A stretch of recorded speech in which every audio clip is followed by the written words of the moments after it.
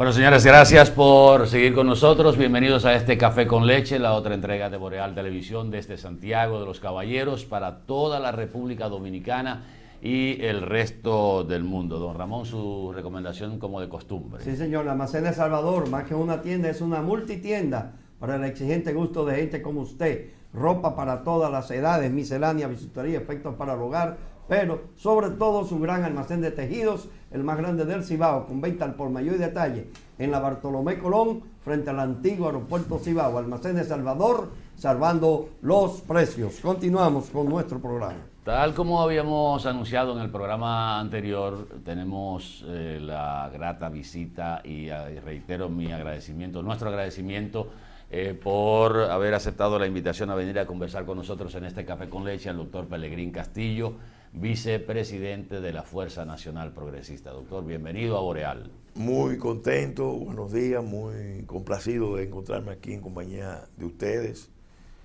Atahualpa, al amigo Ramón Cabral de la Torre, muy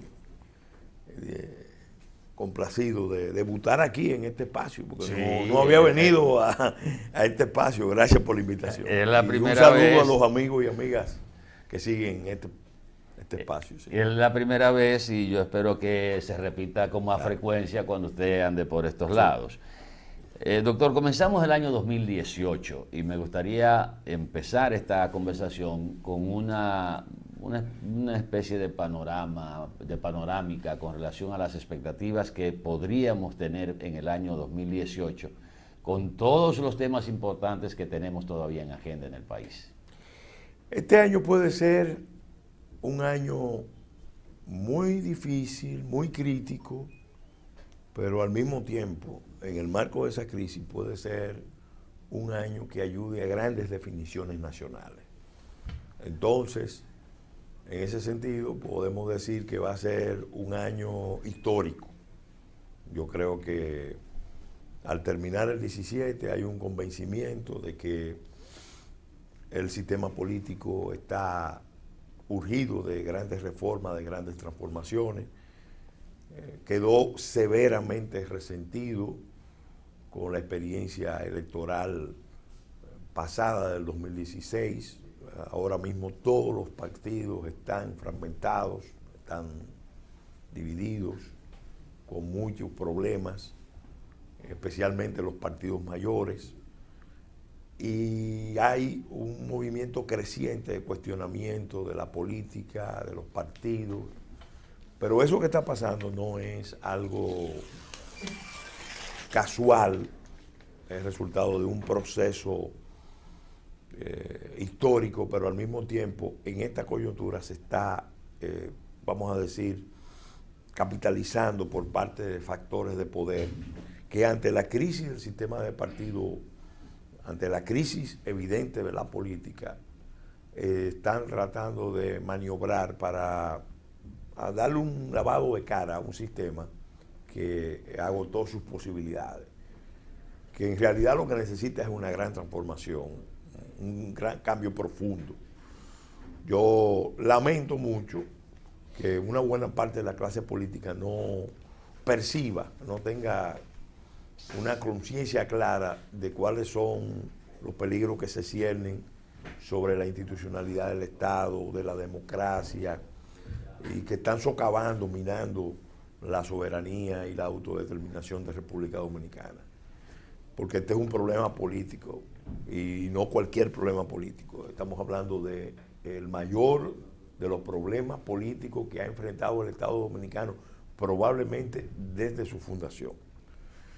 Y parece ser que los actores políticos en cada uno de los partidos dominantes y en muchos de los que están aliados al gobierno y a la oposición, no alcanzan a ver los riesgos que están planteados. Uno percibe, uno que ha estado en política por muchos años, ha sido actor y testigo, uno percibe que están en curso maniobras para fracturar, dividir al Partido de la Liberación Dominicana, al PRM, al Partido Reformista, al mismo tiempo para generar un ambiente de desconfianza en la sociedad con relación a los actores políticos. Y obviamente eso no pasa así por así. Ahí hay una inteligencia, ahí hay una planificación, ahí hay unos planes que uno lo va intuyendo, lo va percibiendo. Eso no pasa tampoco en el vacío. No debemos olvidar que la sociedad dominicana tiene ahora mismo a su alrededor, República Dominicana como Estado Nacional tiene a su alrededor una región incandescente. Toda la región Gran Caribe es una región incandescente. Desde México, Centroamérica, Colombia, Venezuela, un Caribe que está bastante desestabilizado, empezando por Puerto Rico.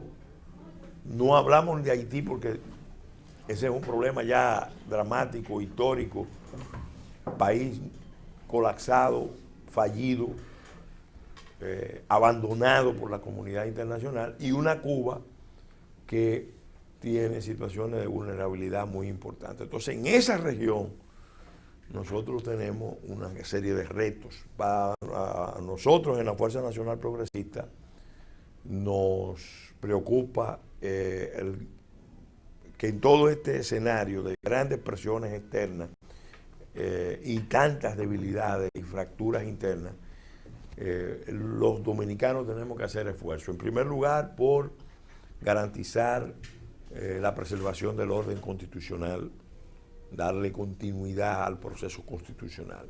Pero eso no se va a lograr si no hay un proceso de transformaciones profunda, verdadera, afincadas en la Constitución del 2010, y que tiene que empezar por la reforma político-electoral plasmada en leyes como la ley de partido, la ley electoral, que reflejen verdaderamente un compromiso con un cambio verdadero en República Dominicana. Y al mismo tiempo todo eso también se tiene que traducir en un movimiento capaz, por un lado, de fortalecer la institucionalidad del Estado, eliminando los espacios de corrupción y de impunidad, pero sobre todo levantando la soberanía de República Dominicana, que está en el suelo, en materias críticas. Entonces, esos retos son, a mi juicio, los grandes retos del 2018.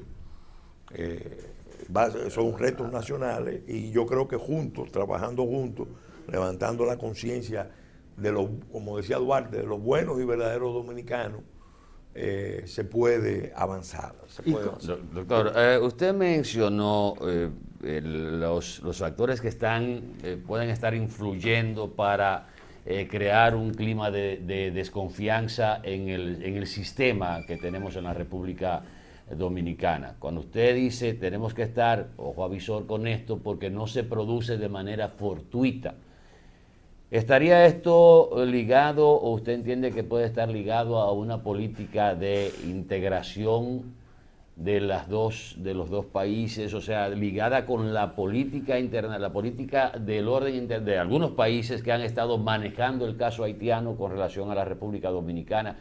Y al mismo tiempo incluyo la inquietud de que uno se pregunta por qué las autoridades nacionales ni siquiera hablan del tema. Estamos presenciando el derrumbe del Estado y sus instituciones. El Estado dominicano siempre ha sido un Estado frágil. Ha tenido dentro de esa fragilidad momentos de menos fragilidad, o incluso, vamos a decir, en algún momento, momentos de fortaleza. Pero en general se trata de un Estado frágil. Eso tiene que ver mucho con la ubicación geopolítica de República Dominicana. Nosotros estamos en el centro mismo del Caribe, en el centro mismo del continente, en la tercera frontera geopolítica de Estados Unidos, la frontera marítima. Y todo eso hace que construir institucionalidad sea difícil, afirmar la soberanía sea realmente una tarea ardua. ¿Qué pasa? Aquí se hizo un gran esfuerzo en el año 2010 para que el Estado Dominicano se fortaleciera, fortaleciendo la democracia. Y se votó la Constitución más democrática, más consultada, con más involucramiento, más participación de la mayor cantidad de actores. Lamentablemente, después de aprobada la Constitución del 2010, los mismos actores que auspiciaron esa transformación, entonces se han dedicado a aislarla, a socavarla, a minarla, a deteriorarla, porque cambió la Constitución formal, documental, pero no cambió la Constitución real. La Constitución real del Estado Dominicano, la efectiva, está determinada fundamentalmente por relaciones clientelares populistas que reparten como favores lo que tiene que garantizar como derecho, que es la esencia de la política dominicana. Eso a partir de una ciudadanía. Me gusta esa concepción y muy bien acuñada. Parten como favores. Lo que tiene que garantizar como derecho, y eso es sobre la base de la explotación y sobreexplotación, de la vulnerabilidad, de la debilidad de millones de dominicanos. Pero eso no se puede entender si no analizamos la otra vertiente, el otro aspecto que es medular. Lamentablemente, así como hay una negación de los valores democráticos, porque ese tipo de relación es una relación que degrada, que atrasa, así mismo hay también unas condiciones materiales que determinan esa situación de dependencia dentro de los esquemas asistencialistas que priman en la política dominicana. La economía dominicana, que es la que más crece en todo el continente y en la región del Caribe, lamentablemente es la que peor distribuye los frutos de ese crecimiento. Es una economía altamente concentrada, es un crecimiento que solamente aprovecha a unos cuantos grandes grupos, a unos pocos sectores modernos o áreas de enclave de la economía. Entonces, eso llama la atención, pero al mismo tiempo está en la base de esa debilidad del Estado y de ese derrumbe de las posibilidades nuestras. Sí, pero doctor, escúcheme, hay una situación que siempre se ha dicho, es mejor tener para repartir que no tener nada que repartir. Bueno, o sea, lo que hay que luchar es por una mejor distribución. Sí, estamos de acuerdo, y yo te puedo decir que si hay alguien que está consciente de que República Dominicana tiene todas las condiciones para ser un país muy exitoso, para ser un país con mejor calidad de vida, que tiene un enorme potencial. A mí me gusta definir a la República Dominicana como un mini continente. Y lo digo en mi condición de ministro fundador del Ministerio de Energía y Minas. Bueno, aquí tenemos todos los climas. Tenemos agua, como ningún país de la región del Caribe. Y una isla en particular. Tenemos climas, tenemos altitudes, tenemos minería de clase mundial, metálica y no metálica, con reservas en algunas zonas para cientos de años.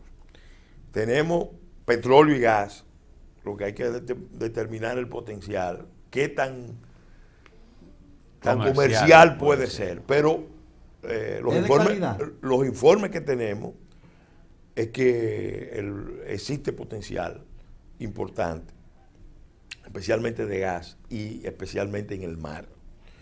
Ahora, la última palabra en esta materia siempre la tendrá una política seria de exploración, lo que llaman el doctor Barreno, hasta que no se perfore y extraiga y se certifique, eso son expectativas. Pero además, un país que tiene una ubicación envidiable, con 14 puertos, 8 aeropuertos internacionales, infraestructura de comunicación, infraestructuras de producción, capacidad de producir todos nuestros alimentos. O sea, todo eso nosotros lo tenemos. Sin embargo, teniendo todo eso. ¿Qué ha pasado entonces? Teniendo todo eso. No, y hemos avanzado. Espérate, yo no tengo una visión pesimista. Cuando yo digo que tenemos un proyecto nacional frágil, lo digo para constatar un hecho, pero a pesar de esa fragilidad, hemos avanzado. Hemos avanzado. Eso yo quiero que usted se lo diga a Cabral aquí. Hemos avanzado. Yo estuvo hoy a la cual dijo sobre la redistribución de la riqueza. Ahora, ¿qué es lo que ha pasado? Que tenemos un Estado que no está funcionando como Estado. Entonces, como el Estado no funciona como Estado, nos están tratando peor que una colonia. Porque ahí hay una relación entre la soberanía popular y la soberanía nacional. Si los que están en posiciones de gobernar y de mandar, y lo digo yo con experiencia de haber sido legislador 20 años, ministro fundador de Energía y Minas y político activo en los últimos 37 años, activo haciendo política y estudiando política. ¿Qué podemos decir? Bueno, el Estado dominicano es frágil porque el poder no lo está decidiendo fundamentalmente el ciudadano, el pueblo. Doctor, pero hablar del Estado es medio muy genérico. Yo creo que y perdóneme. Vamos a aterrizarlo. Sí, porque los actores son los importantes. Los actores son los que componen el Estado. Y si no hemos logrado ser más de lo que hemos conseguido, son los actores, no es el Estado. Mira, pero doctor, el Estado dominicano no está controlando sus fronteras. Vamos a empezar por lo más elemental. Un componente esencial de un Estado. Ese es un tema que queremos hablar. Es en su territorio. No controla ni su frontera terrestre, que no es una frontera con un Estado estable, sino con un Estado fallido. No controla sus fronteras marítimas. No controla su frontera aérea. Ustedes están viendo todo el embate, toda la penetración del crimen organizado, el trasiego de drogas hacia República Dominicana. ¿Eso en qué se traduce? En debilidad. Estos problemas de seguridad ciudadana, para que la gente lo entienda, empiezan por la fragilidad de la frontera, porque un pueblo sin frontera segura no puede tener calles seguras, su gente no va a estar segura, sobre todo porque todos los factores que generan inestabilidad, violencia, inseguridad, como son drogas, armas, modelos criminales, actividades ilícitas de todo tipo, entran y salen por la frontera. Fragilidad judicial, Entonces, impunidad. Entonces, hablamos de frontera. Vamos a hablar ahora aplicación de sus leyes, es decir, funcionamiento de sus instituciones para garantizar una aplicación equitativa, justa, ejemplar, en los casos en que procede, de las leyes. Empezando por la ley de leyes. La Constitución nosotros la aprobamos. Fíjense qué aprueba el Congreso Nacional como prioridad, por iniciativa del senador Félix Bautista. Aprueba las leyes que regulan los estados de excepción. Sin embargo, las leyes que amplían los derechos ciudadanos, como la ley de habeas data, que debería haberse aprobado hace tiempo, o el referéndum, el plebiscito, la iniciativa popular, esas están en un limbo en el Congreso. ¿Por qué? Porque los actores políticos no han querido dar el paso a convertir la democracia dominicana de representativa a participativa. Y de esto estamos hablando de una constitución que se aprobó hace 8 años. Y todavía no en aspectos medulares, todavía no ha entrado en vigencia. Pero a nadie parece importarle, porque no solamente no le importa al gobierno. En la oposición esto no se está planteando. Igual que la ley de partidos, que no le interesa, parece a nadie. Bueno, entonces, miren ahora, para poner otro ejemplo, el tema de la corrupción ha estado vigente durante todo el año 17, pero con un enfoque que nosotros llamamos recortado, sesgado, focalizado en algunos casos de corrupción. no se ha querido ir al tema medular. Aquí no hay casos de corrupción o casos de impunidad, sino cultura de corrupción, estructura de corrupción, sistema de corrupción. Pero, ¿dónde no se quiere llegar? A analizar los vínculos que hay entre las prácticas gubernamentales, políticas y, sobre todo, esto es muy importante, las prácticas empresariales en un mundo de negocio dominado por una visión rentista, concentradora, extractora de recursos de la población. Esto parece teórico, pero es la médula de una lucha verdaderamente efectiva contra la corrupción. ¿Qué fue Odebrecht? En términos concretos. Bueno, una experiencia de una empresa extranjera que con el respaldo de su gobierno y de sus instituciones, empezando por el Banco de Desarrollo de Brasil, en todo el continente, estaba promoviendo la hegemonía de Brasil.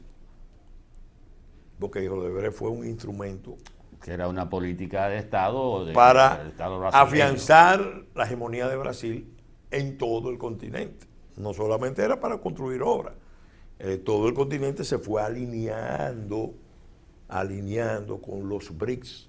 Ya eso, habíamos vivido esa experiencia anteriormente, cuando se produjo lo que se conoció como la segunda conquista de América, que vinieron los españoles con grandes inversiones y con bancos españoles a financiar grandes obras y grandes proyectos. Se vivió algo parecido.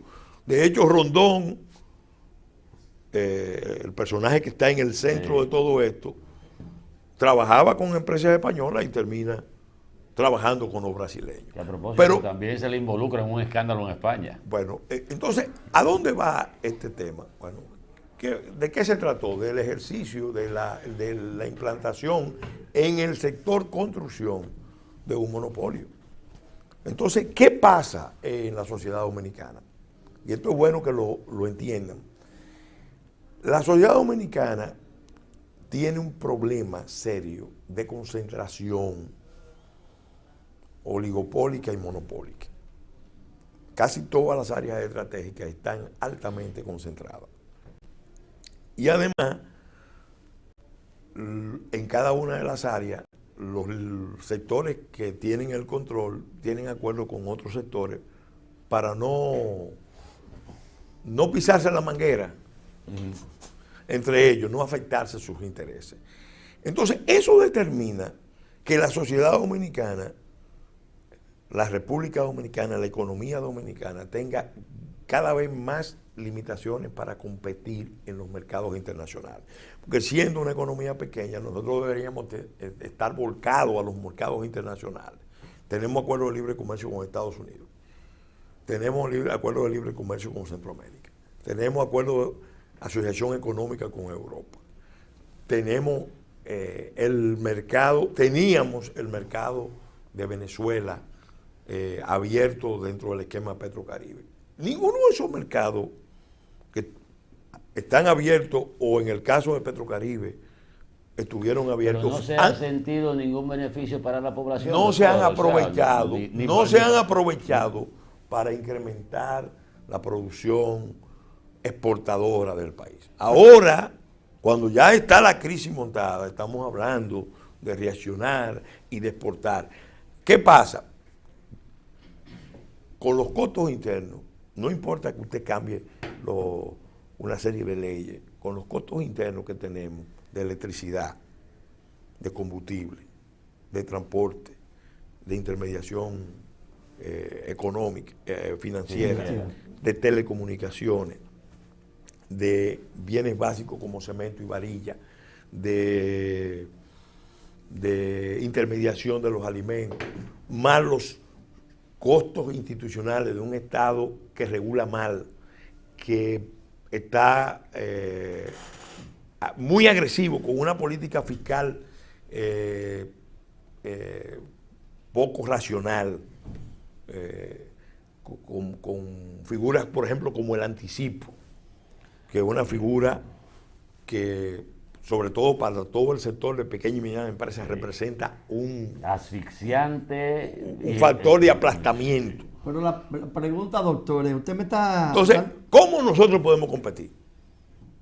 Ahora, ante esa crisis, porque fíjate, en todos esos sectores, lo que hay es concentraciones monopólicas y oligopólicas, que han crecido por la debilidad del Estado o por consentimiento del Estado. Y entonces, ante complicidad del Estado. Claro, ante esa realidad, entonces, ¿cuál ha sido la estrategia?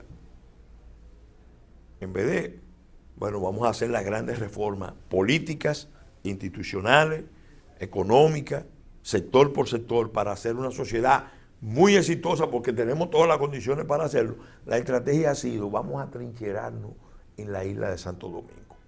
Vamos a hacer, para no perder nuestra hegemonía, vamos a aliarnos con los grupos de poder de Haití. El mercado binacional. Que han sido los responsables, en buena medida, del derrumbe de ese Estado. Y vamos a reforzar ya en forma conjunta el dominio de este Estado, de esta economía. Vamos a liberalizar los flujos migratorios para que desde Haití vengan. ¿A quiénes usted se refiere, doctor? Básicamente a los grandes grupos que controlan la economía dominicana. Pero sobre Ese todo, ha sido el enfoque que se ha impuesto. ¿Alentado por quiénes? Ahí vienen los factores internacionales.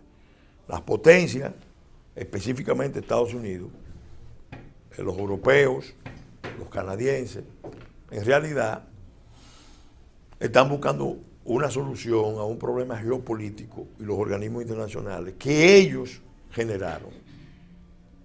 Porque Haití colapsó como Estado por una historia muy triste que se remonta a su origen, una historia de exclusión, una historia de aislamiento, donde las clases dirigentes haitianas tienen una altísima cuota de responsabilidad, porque no vamos a excluir a nadie. Y entonces en los últimos 25, 30 años, en vez de tener un enfoque justo para los dos pueblos, que empieza por internacionalizar la solución al problema del Estado fallido de Haití, entonces han optado por buscar una fórmula trágica, una fórmula que nos mete a los dominicanos en una trampa mortal, que es la fórmula de la integración de insular para el comercio y la inversión con liberalización de los flujos migratorios. Esos son acuerdos que se han hecho en las cúpulas. O sea, usted está señalando un plan. Un plan, no tenga duda que todo eso es resultado de un plan que no se puede confesar, porque ese tipo de acuerdos hechos arriba, técnicamente, constituyen un crimen internacional. Pero de cabeza está el grupo Vicini, que junto con el grupo económico haitiano de origen árabe. Claro, que no era la posición de la mayoría de los grupos, no era la posición de los grupos dominicanos. Hace unos años, la mayoría sabían que aquello era un Estado fallido. Lo saben ahora. Pero obviamente no hemos sabido manejar nuestras relaciones con los poderes internacionales. Por ejemplo, nosotros aceptamos que nos impusieran el ingreso a Lomé en forma conjunta con Haití. Para entrar, teníamos que entrar junto con Haití. Pero después, el DR Casta, que le ha beneficiado mucho a Estados Unidos, y algunos sectores de la vida nacional,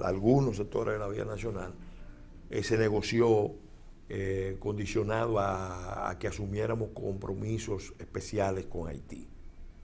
Y yo soy testigo, porque yo era presidente de la Comisión de Industria y Comercio de la Cámara de Diputados y me opuse a ese enfoque. Lo mismo, los europeos siempre han tenido el enfoque de forzar la integración insular. Yo a delegados europeos, incluso al representante del presidente Jacques Chirac, le dije claramente cuando hablamos del tema de la integración, que había que hacer una distinción. Una cosa es la integración de Alemania y Francia en el mundo de la cultura, de una alta cultura, con riqueza, con un fondo común histórico, es verdad que entre ellos han existido muchas guerras, muchos odios, pero lo cierto es que la integración es la bonanza. Y otra cosa es la integración en el atraso, en la miseria. Haití es un estado colapsado que merece un esfuerzo de reconstrucción. Un estado emblemático. Todos los pueblos merecen ese esfuerzo. Pero doctor, Pero se ha estado aquí hablando, hay- perdón, Cabral, se ha estado hablando siempre de la creación de un fideicomiso internacional para tratar de ir ordenando esa parte. Lo correcto sería que se concibiera un esfuerzo donde los haitianos tengan, vamos a decir, la mayor responsabilidad. Pero la experiencia histórica demuestra que eso es muy difícil, porque entre los haitianos es muy difícil concertar. Parte del fracaso de Haití como nación es precisamente esa incapacidad de sus clases dirigentes de concertar un proyecto común. Acuérdense que lograda la independencia, Haití se dividió. Incluso el líder histórico de Haití, de Salines, se proclamó emperador.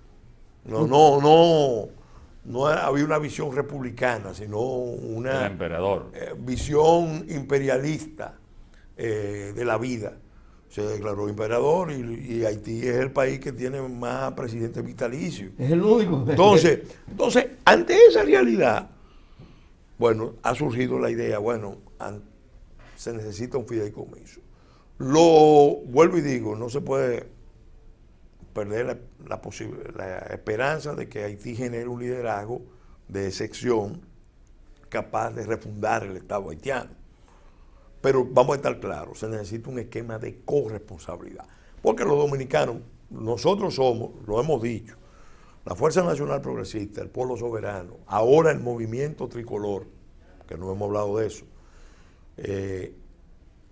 somos los mejores aliados de Haití como nación y su futuro. Pero lo quiero recalcar, Haití como nación, el futuro del pueblo haitiano en Haití. Ahora, somos los peores enemigos. Pero tampoco nosotros como nación estamos propiciando eso. Bueno, porque mientras más facilidades damos, claro. es como cuando usted le dice al vecino, aquí tú tienes el plato de comida, aquí tú tienes el transporte para tu ¿Por qué para no tus hemos hijos, metido? ese no va a trabajar nunca. Atahualpa, diste en el clavo. ¿Por qué nos hemos metido en una trampa mortal?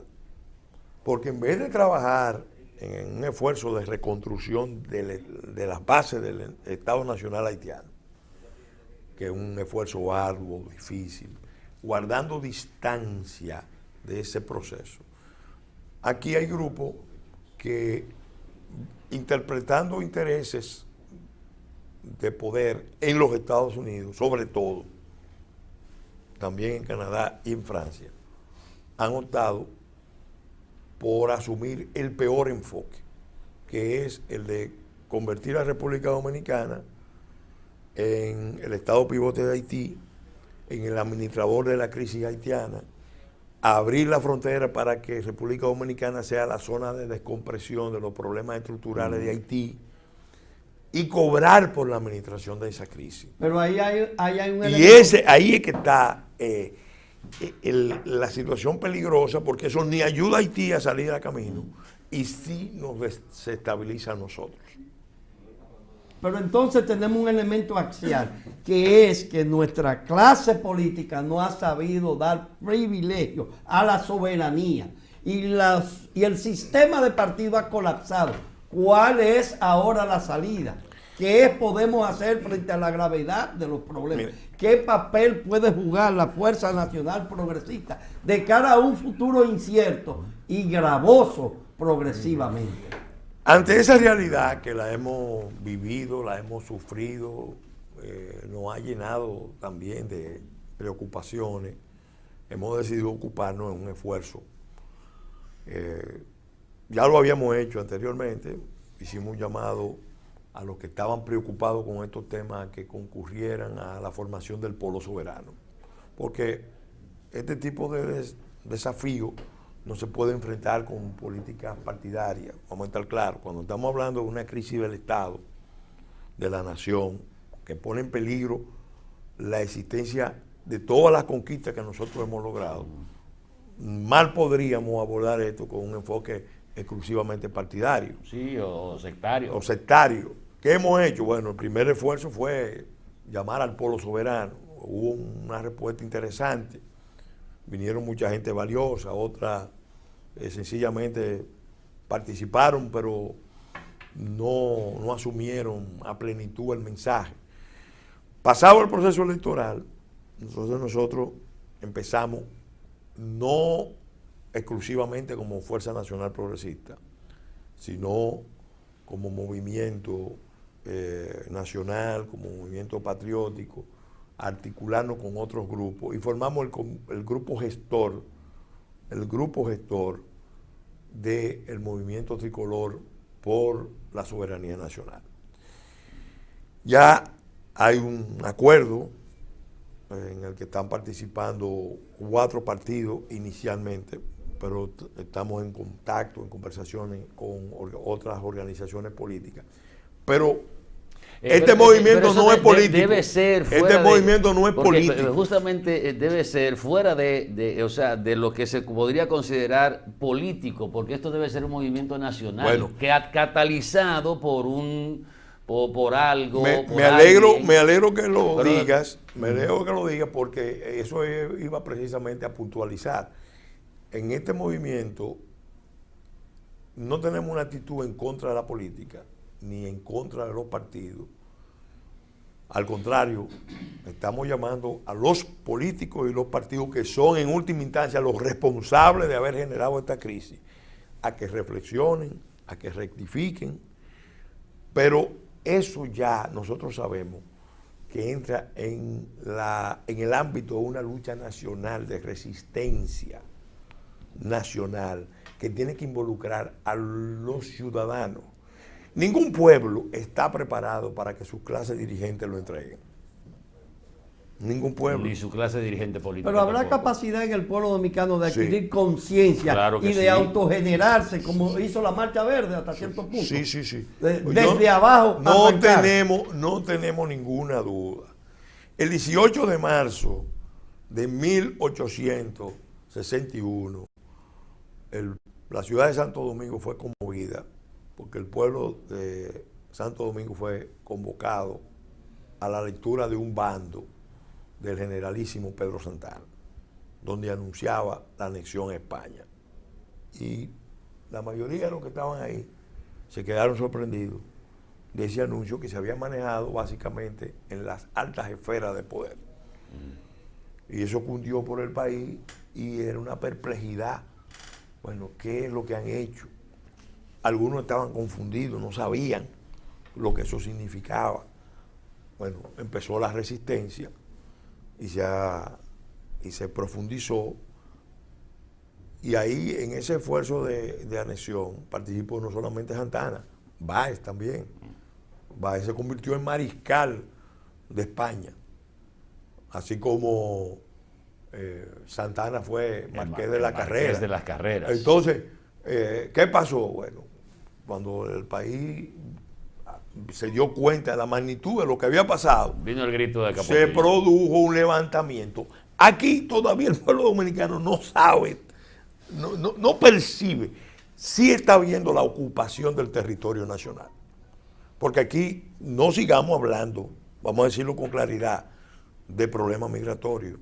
Eso es un eufemismo, eso es quedarse en la superficie, eso es faltarle propiamente a la verdad. Aquí dicen que el infierno está en lo que callamos. Un verso de un poeta que tiene mucha razón y viene muy a propósito de esto.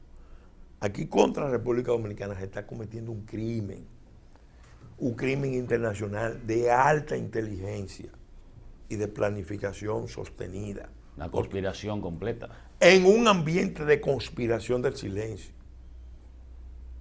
lo que pasó con el Clerén. Miren, para poner un caso, de acuerdo a la ley, el gobierno debió ordenar automáticamente que se le hicieran autopsia a todas las víctimas, porque fueron muertes súbitas, no aisladas, todas juntas, 70 personas.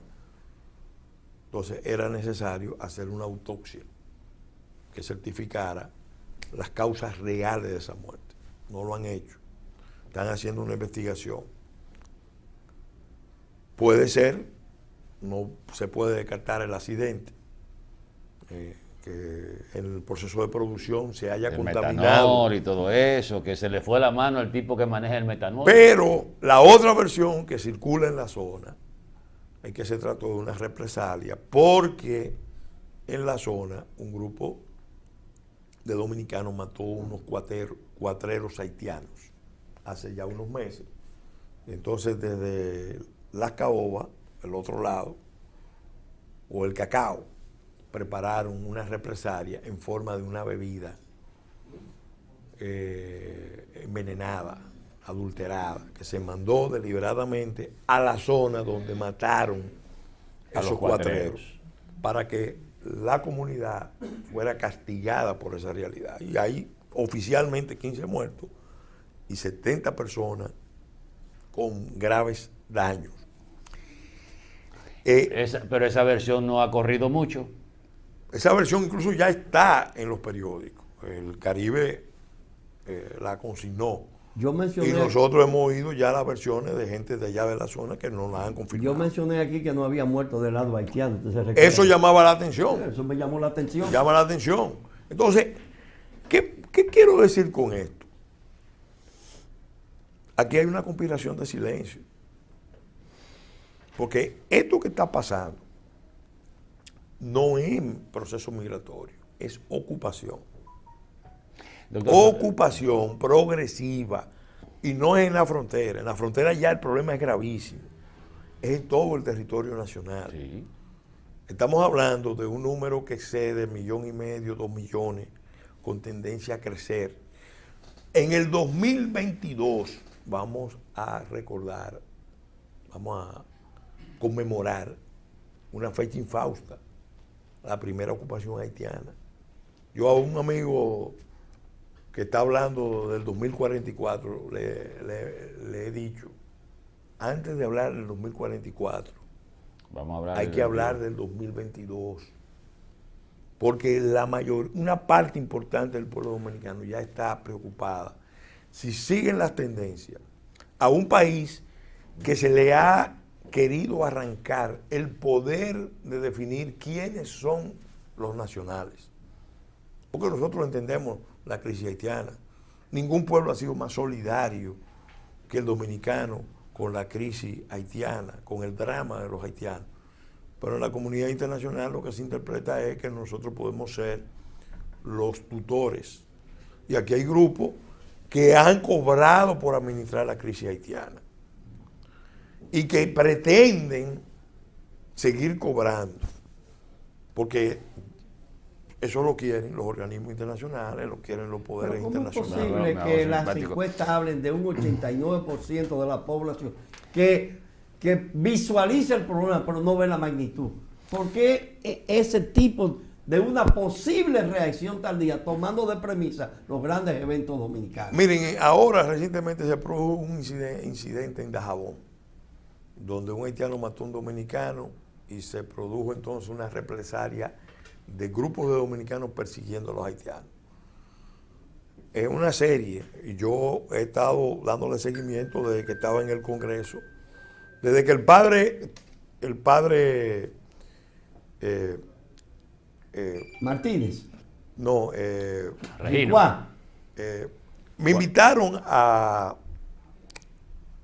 Cristo Rey a ver el incidente, el conflicto que se produjo entre dominicanos y haitianos y pidieron la intervención. Yo recuerdo que hicimos una mediación para que migración interviniera. Ahí vimos el potencial de conflicto que hay Y eso está en todos los estudios, en todas Pero las las advertencias autoridades, doctor, internacionales. vamos por, o sea, del gobierno, para ser puntual, no se está dando cuenta porque es el que tiene ahora el manejo de la política migratoria, la política internacional, pero aparte de la clase política, en sentido casi general, con excepciones, parece que no se ha dado cuenta del problema que tenemos y lo que está pasando. En términos de autoridad, el gobierno tampoco ha hecho gran cosa, para no decir nada, para controlar esto o contrarrestar eso que se nos está viniendo encima. Yo creo que... ¿Usted no le ha extrañado, y que escúcheme, no le ha extrañado que tenemos como una especie ahora mismo, como una especie de España boba? Ya no hay esos ataques internacionales contra la República Dominicana por el racismo, por la explotación, por lo negrero que somos. ¿Usted no le extraña que eso como que ha mermado y solo sale algún conato de vez en cuando hablando del tema? Nosotros tenemos que tener mucho cuidado en este escenario porque la MINUSTA se retiró y no es verdad que Haití quedó fortalecido en términos institucionales. La única herencia fue el cólera que le dejaron, después no dejaron más nada. La MINUSTA, después de 20 años de intervención internacional, con presencia militar, sin presencia militar, Haití vuelve a ser abandonado por la comunidad internacional sin que sus problemas fundamentales se hayan resuelto. Eso sí, la comunidad internacional tiene muy claro que ese flujo migratorio son 10 millones de personas atrapadas en una situación difícil. Esa gente no debe salir por mar, ni a la Florida, ni a las islas del Caricón, ni a Turcas y Caicos, que es el dominio inglés más próximo. Ni San Martín tampoco. Ni a Guadalupe, Martinica y Guyana. Ya ellos, o sea, nunca han mirado para Cuba porque Cuba tiene un régimen totalitario. Y los devuelve. Que lo devuelve. Al otro día. Aunque lo tratan bien, lo devuelven. Al otro día lo devuelven. Entonces, Cuba no es destino. Además... pero pueden ir a otros territorios de esas islas y no lo quieren. Doctor, nos quedan no lo quieren. Entonces, ¿qué pasa? Uno percibe que en todo esto hay siempre mucha mala fe, mucha planificación. A nosotros nos han perfilado una imagen internacional de país criminal. Por años nos han ido estigmatizando como apartheid, xenófobo, racista, anti-haitiano, y República Dominicana no ha sabido defenderse, no ha sido proactivo, siempre ha sido un país a la defensiva, cediendo, concediendo lo que no se puede conceder. Mira, ahora mismo en el Observatorio Romano salió una crítica hecha por un jesuita, director del Centro de Refugiados. Una crítica en el Observatorio Romano, es una crítica internacional fuerte, porque viene de la iglesia, de un órgano de la iglesia. Víctor Grimaldi le responde. Pero ¿cómo le responde Víctor Grimaldi? Diciéndole, bueno, nosotros le damos todo a los haitianos, los hospitales nuestros lo tienen, el trabajo de los dominicanos lo tienen. Es decir, que para nosotros defendernos, nosotros tenemos que hacer exactamente lo que la comunidad internacional quiere que nosotros hagamos. Allá nos están generando... No es el derecho que nosotros tenemos a regular, no es que estamos haciendo esto para contrarrestar lo que usted dice. Observen que el propio presidente en La Habana, defendiendo el país, que en la parte jurídica lo defendió bastante bien, sin embargo, la defensa moral era, señores, nosotros estamos violando nuestra constitución, nuestras leyes, permitiendo que los haitianos trabajen en República Dominicana y miramos para otro lado cuando se trata de Haití. Entonces, esa posición es la que ha estimulado la expectativa de los poderes internacionales de que la solución dominicana es la vía fácil, porque en República Dominicana, en el empresariado, en la política, en el mundo religioso, en una parte de la ciudadanía, una parte de la ciudadanía, unos medios de comunicación cómplices. Entonces, ¿para qué nos vamos a concentrar en una tarea tan complicada, con esta gente tan complicada de reconstruir un Estado que es zona de desastre ecológico, zona de desastre sanitario, narcoestado? Bueno, vamos a buscar la solución, entre comillas, en la parte oriental. Porque los de ahí al lado, el liderazgo de ahí al lado... No le está importando eso. No le está importando, no. Haití y los haitianos han pasado a ser la moneda de cambio de sus tratos con los poderes internacionales. Y a mí me consta. Entonces, doctor, estamos en presencia de lo que pasó con los albaneses y los kosovares. Si nosotros dejamos que Por una estas ocupación, tendencias, no una migración. si nosotros dejamos que estas tendencias se profundicen y se consoliden, nosotros vamos a ver algo peor, porque este es un país muy vulnerable, muy dependiente, un país muy frágil, repito, con mucho potencial, pero con un Estado sumamente frágil. Entonces nosotros podríamos vernos abocados a una situación de conflicto, de confrontación y de intervención internacional. La primera intervención norteamericana fue en el 16. Fue presidida una intervención norteamericana en Haití.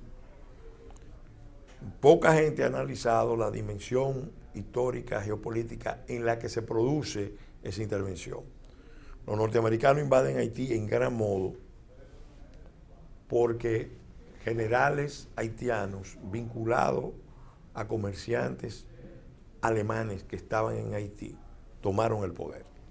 Y había una guerra en Europa, la Primera Guerra Mundial, y Estados Unidos sabía que más tarde o más temprano iba a tener que intervenir en la Primera Guerra. Por tanto, tener en la región cercana al Canal de Panamá y a su zona de interés geopolítico, un gobierno con vínculo con Alemania era un problema. Al año siguiente, el general Desiderio Arias y el general Demetrio Rodríguez, que era el segundo de esa corriente, generan un movimiento dentro del gobierno jimenista, pero resulta que tanto Desiderio, pero sobre todo Demetrio, tenían vínculo estrecho con Alemania. Los norteamericanos también estaban esperando que se produjera un movimiento de ese tipo para intervenir, ¿no? Y no intervinieron. Intervinieron en el marco de la guerra con una visión, dentro de la visión que ya ellos habían esbozado cuando formularon el Colorario Roosevelt en 1904. Entonces, nosotros tenemos que tomar conciencia de la situación en la que estamos. Aquí hay gente que está alentando el conflicto con los haitianos, como si los migrantes haitianos que están llegando aquí son los culpables de la situación. Yo no estoy entendiendo. Mire, estamos sobre tiempo, pero muy pasado. Pero cuando usted dice que hay gente que está alentando el conflicto con los migrantes haitianos, como si ellos fueran los culpables de la situación que se está creando. Cuando este no es un problema que se lo podemos enfocar en una población que en realidad, en líneas generales, es vulnerable. El problema es un problema de Estado, es un problema de política y sobre todo y en primer lugar es un problema dominicano, porque son nuestras clases dirigentes las que han estado consintiendo esta situación. ¿Cómo lo revertimos? Y que eso no nos lleve a la confrontación y con la confrontación a la intervención internacional. Ese es el gran reto. Por eso el movimiento tricolor surge con un planteamiento que no se limita solamente a denunciar el problema, sino a trazar una línea a seguir y no solo a hacer un cuestionamiento a la irresponsabilidad de la clase dirigente haitiana o de las potencias, sino a proponer salidas, porque nosotros estamos claros El primer movimiento Doctor, es de pero resistencia. usted como que va de el juzgar la política migratoria actual de las autoridades nuestras. Pero de es que todo lo que ha pasado. es que no hay política migratoria. Mira, aquí lo que hay es un dejar hacer, dejar pasar por compromisos que se han adoptado. Lo dije desde el principio. A nivel del alto empresariado nacional y el alto empresariado haitiano, con el patrocinio de los Clinton, fundamentalmente, y de los organismos internacionales, se asumió la tarea de unificar el mercado insular para el comercio y la inversión. Históricamente los haitianos siempre han manifestado que están dispuestos a abrirse en la medida en que nosotros también liberalicemos los flujos migratorios. Para esa oligarquía haitiana, que fue la responsable de ese desastre, quitarse el problema que ellos tienen, Y la presión- descargándolo sobre República Dominicana, es un éxito. Pero no dimos Y ya un la paso presión jurídico, demográfica. doctor, peligroso, Doctor, que mire, muchas el gracias Plan por estar. Nacional de Regulación Tenemos y que la ley. volver otro ¿Ah? día porque se quedaron muchísimos Pero temas. yo quiero aprovechar para entregarle a ustedes este ejemplar de recoge mis palabras en la puesta en circulación del intelectual Manuel Núñez en su obra La autodestrucción. Manuel escribió esa obra que yo digo que provoca dos reacciones. O usted se va del país desconsolado, llorando, o usted se prepara, se cuadra para pelear. Aquí, yo como dirigente político, nosotros no debemos solamente ver los problemas y reaccionar emocionalmente, sino proponer fórmulas de solución. Claro. Y precisamente me moveré en una presentación de esa obra donde se recoge un planteamiento político que en gran modo responde a muchas de esas inquietudes. El país tiene que resistir primero ese plan antinacional, pero al mismo tiempo tiene que darse cuenta de que necesitamos un esfuerzo de unidad nacional para transformar profundamente, verdaderamente, los modelos de política y los modelos de negocio, que son los que nos han metido en esta trampa mortal. Fortalecer el proyecto nacional dominicano es clave, es condición indispensable para que la República Dominicana sobreviva en este mar proceloso de una crisis global, regional e insular que amenaza su existencia. Lo que hay que tratar de no llegar Gracias a a un ustedes. punto de no retorno, Claro. doctor, porque casi estamos en eso. Sí. Bueno, yo apelo a la Doctor. reacción tardía del pueblo dominicano. Si no, usted lo que quiere es que salgamos ahora mismo con las armas en el hombro. No estoy planteando Porque si hay eso, que estoy salir de planteando sí. un levantamiento Gracias, de doctor, conciencia. por estar con Gracias a nosotros. Un ustedes. placer. Gracias al equipo que también nos dio todo el Gracias. tiempo. Nos pasamos bastante, pero sí. Gracias, un honor. y esperamos que sea pronto su retorno por Gracias, aquí, por estos muy bien. predios de Santiago. Y me le da un abrazo al doctor Muy Castillo. bien, se lo Y digo. gracias a usted por aceptar nuestra invitación. Señores, gracias. Feliz resto del día. Buen fin de semana. Nos vemos el próximo lunes en otra entrega de El Café con Leche por Boreal Televisión desde Santiago de los Caballeros a nivel nacional y el resto del mundo. Gracias. Nos vemos el lunes.